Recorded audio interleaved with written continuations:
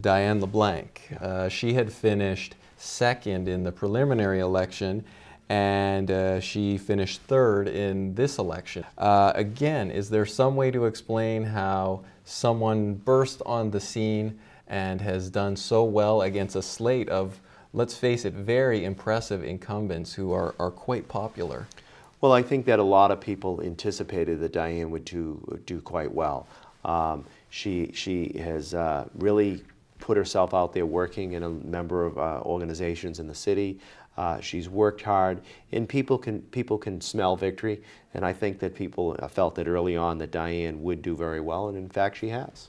One noticeable thing is that Ken Doucette, who was in the top 6 during the preliminary election, did not make the cut this time. Yes, Ken Doucette in the primary finished 5th, and tonight he finished 7th.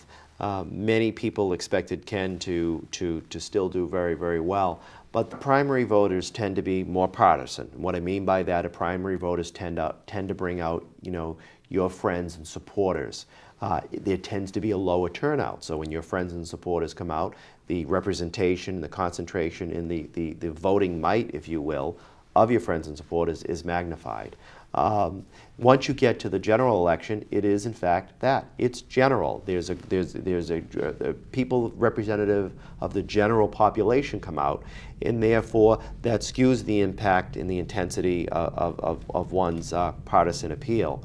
And that can change things. And in the general election, there are a number of factors that exist in terms of ethnicity, gender, organizations and clubs that you're involved in, that all plays into where you stand on the issues of how people might vote. It was a beautiful sunny day. You would expect a big turnout. What can affect the turnout for an election like this? I think that the fabric of our communities have changed. People are not as parochial as they used to be. People move around, and therefore the changing face, or say the changing faces that occur, people become less involved in the community. And if you're less involved in the community, you're not out there voting. That's why you see we had record turnout in the last presidential races, because everybody's involved as an American, but you might only live in Waltham for 5 years. I've seen tremendous turnover take place, say in the last 15 years in the city of Waltham. And I think that it's indicative of the fact that we're not as parochial in terms of people.